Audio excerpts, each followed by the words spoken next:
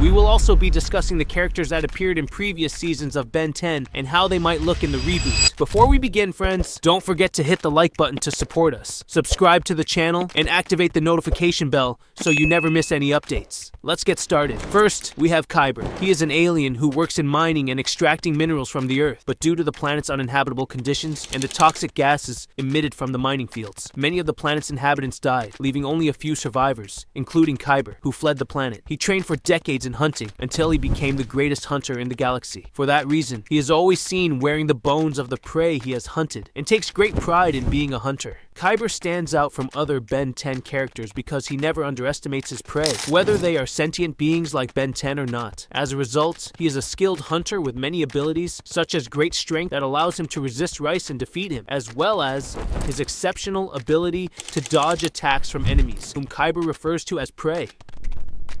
He can also emit whistle-like sounds through his nostrils on both sides of his face, and he has the ability to tame the strongest creatures thanks to his vast hunting experience. If Kyber appears in the Ben 10 reboot, this is how he would look. Initially, Kyber worked alone until he met Melber and Dr. Sayakud, who teamed up with him to take the Omnitrix from Ben 10, modify it, and make it stronger. To achieve this, they decided to create a watch called Nymphmix, which contains DNA from predators of Ben, so they could defeat him and take the Omnitrix. Kyber spent a long time collecting the DNA of alien predators from Ben 10 and managed to capture an alien resembling a mix between a dog and a dinosaur named KL Babush. After gathering the DNA, he gave it to Dr. Sayakud, who then created the Mintrix watch, capable of transforming KL Babush into alien predators from Ben 10, such as Santerfear, Forearm, Crabdozer, Headplace, Baglizar, Slemwark, Misusliter, Traniwab, Habnutuk, Homverstian, Trililunkia, Gisinix,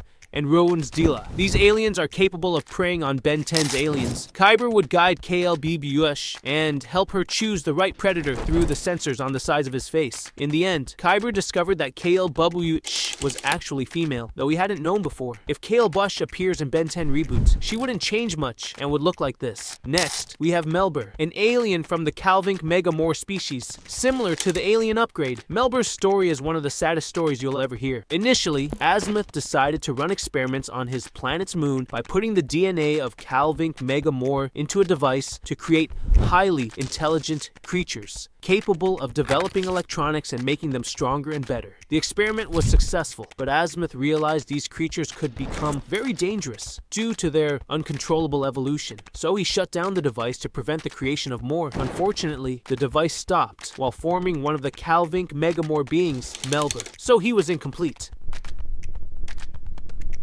When Azimuth met Melber for the first time, Melber felt ignored and was considered an incomplete and failed experiment. Melber asked Azimuth to fix him so he could return to his complete form, and Azimuth agreed. However, months passed with no progress, as Azimuth was busy with other experiments. Melber then decided to go to Azimuth's planet to take the device and fix himself, but Azimuth warned him that the device was incomplete, and using it might cause great harm or even destroy him. Melber didn't care. He took the device with Azimuth's assistant and used it. Instead of returning to his complete form, he transformed into a stronger, more evil Calvink Megamore. His sole purpose in life became to take the Omnitrix and return to his complete form, stealing Azimuth's invention. Melber tried to kill Azimuth several times, as he knew Azimuth saw him as a failure. Melber wanted to prove that he wasn't just a failed experiment. Afterward, Melber teamed up with Kyber and Dr. Sayakud to create the Mintrix watch. Melber managed to steal the Omnitrix's code and used it to create Mintrix, facing Ben 10 several times.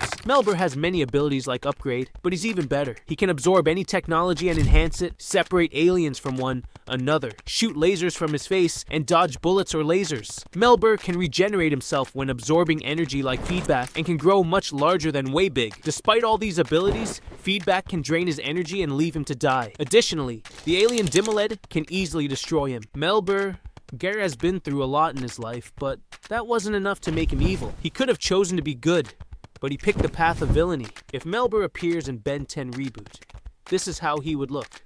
With Kevin and the alien Bodlink present, could Melber take the form of Bodlink this time? All possibilities are open, and if he appears as Bodlink, he would look like this. In the end, what's your opinion? Which villain do you prefer? Is it Kyber and his companion Klabush, or Melber? Let us know your thoughts in the comments. And don't forget to hit the like button to support us, subscribe to the channel, and activate the notification bell so you never miss any updates.